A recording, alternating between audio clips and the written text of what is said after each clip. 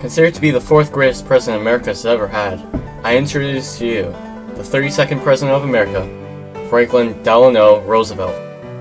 Born on January 30th, 1882 in Hyde Park, New York. Franklin was born into one of the oldest political families in New York State. A more famous Roosevelt is Theodore Roosevelt, which was Franklin's fifth cousin and the 26th President of the United States. Theodore was a huge inspiration for Franklin. He eventually married Theodore's niece, Eleanor Roosevelt, fifth cousin once removed, when he was 22 and she was 19 on March 17, 1905. In 1910, he ran for the New York Senate, and he took his seat on January 1, 1911. He then resigns from New York State Senate on March 17, 1913, to accept his appointment as Assistant U.S. Secretary of the Navy. While an assistant for the U.S. Secretary of the Navy, he developed a long-lasting affection for the Navy. As Assistant Secretary, Roosevelt worked to expand the Navy and founded the United States Navy Reserve, which is an organization of the U.S. Navy responsible for preparing and training a reserve naval force to augment the active duty forces in times of war or crisis.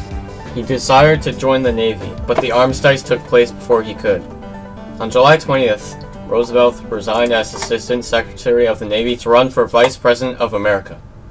When that didn't work out, he returned to New York to practice law and joined the New York Civilton Club.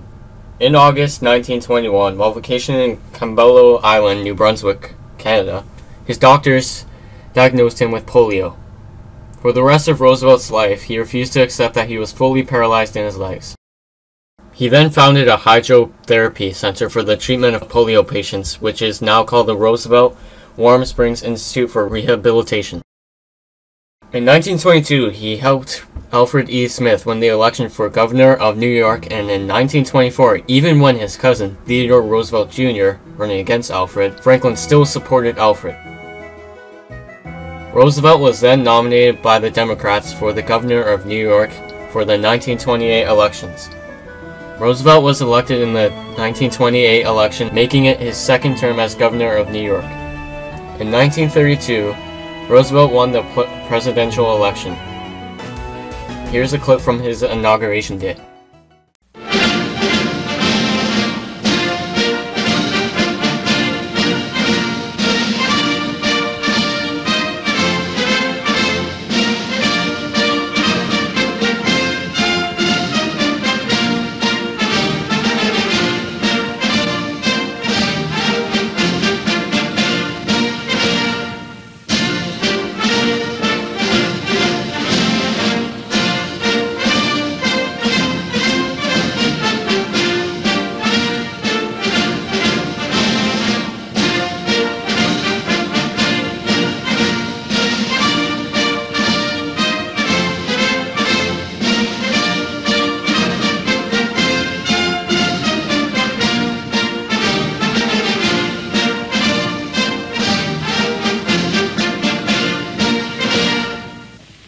Franklin Delano Roosevelt, do solemnly swear that you will faithfully execute the office of President of the United States and will, to the best of your ability, preserve, protect, and defend the Constitution of the United States. So help you God.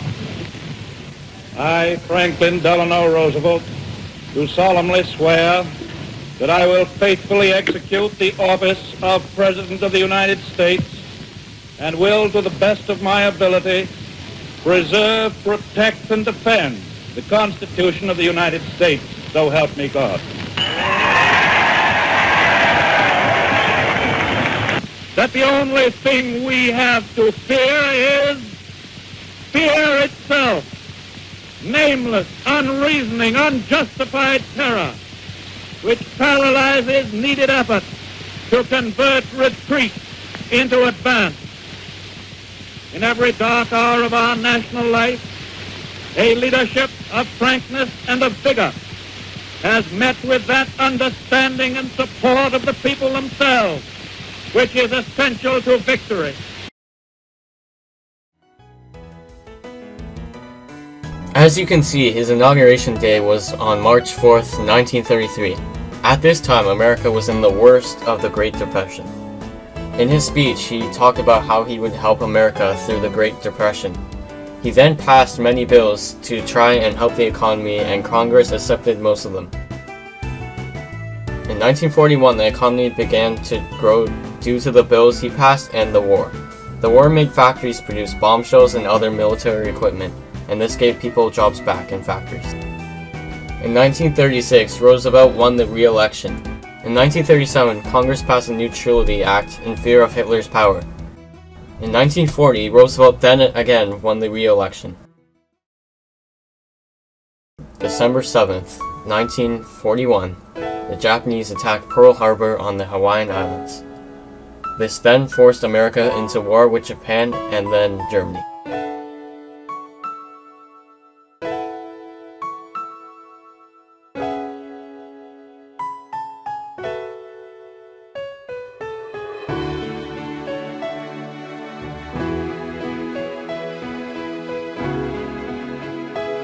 President Franklin Roosevelt signed the Declaration of War against Japan on December 8, 1941, and the Declaration of War against Germany on December 11, 1941. Here's a clip of his famous speech from the movie Pearl Harbor. This quote actually happened.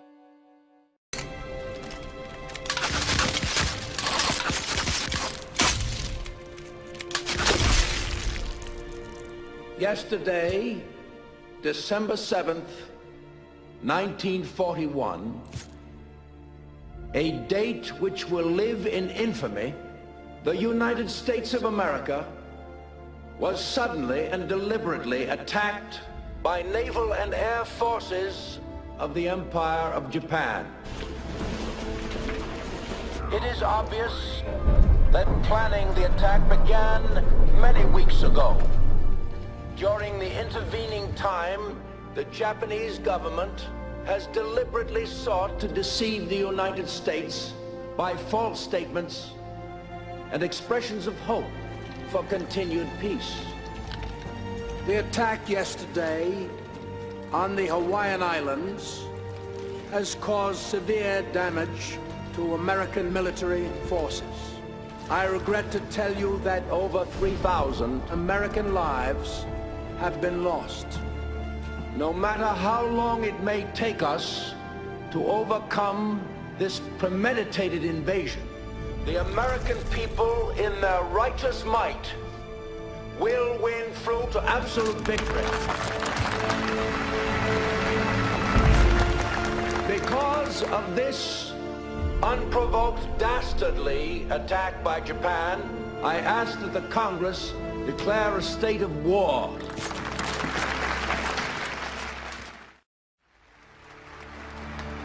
Is it true men are still trapped alive inside the Arizona?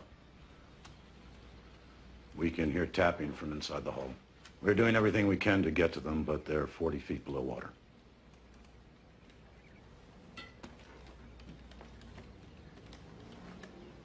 We've been trained to think that we're invincible. And now our proudest ships has been destroyed by an enemy we considered inferior. We're on the ropes, gentlemen.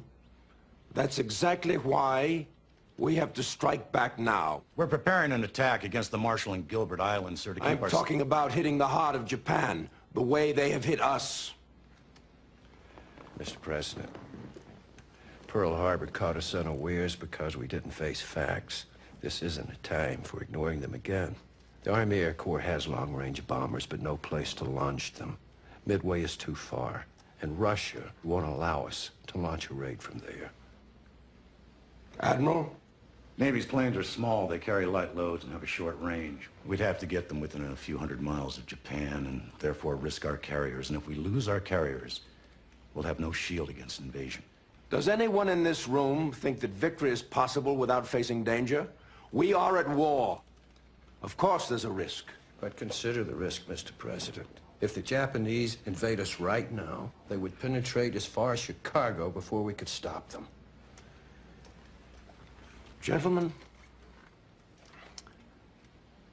Most of you did not know me when I had the use of my legs. I was strong and proud and arrogant. Now I wonder every hour of my life why God put me into this chair. But when I see defeat in the eyes of my countrymen, in your eyes right now, I start to think that maybe he brought me down for times like these when we all need to be reminded who we truly are, that we will not give up or give in. Mr. President, with all respect, sir, what you're asking can't be done.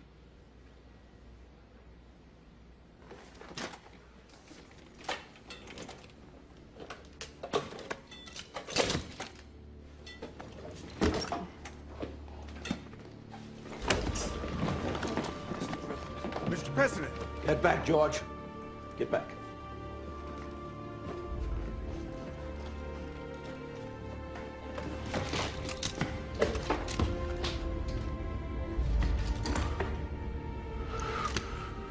Do not tell me it can't be done. Roosevelt, who turned 62 in 1944, had been declining in health since 1940. He went into a hospital for some tests, and the results were not good. The tests showed that Roosevelt had numerous ailments, including chronic high blood pressure, systematic atherosclerosis, chronic artery disease with angina pectoris, and myopathic hypertensive heart disease with congestive heart failure. He may have used his power to keep the media catching hold of this before the 1944 elections. He won this election too, but due to his declining health, the inauguration took place on the White House lawn. On April 12, 1945, Roosevelt was having his picture done by Elizabeth Shumatov, and Roosevelt said, "I have a terrific pain in the back of my head." He then slumped forward in his chair, unconscious, and was carried into his bedroom. Doctors diagnosed him with a stroke in his brain. He fainted during his posing for a painting by the artist Elizabeth Shumatov.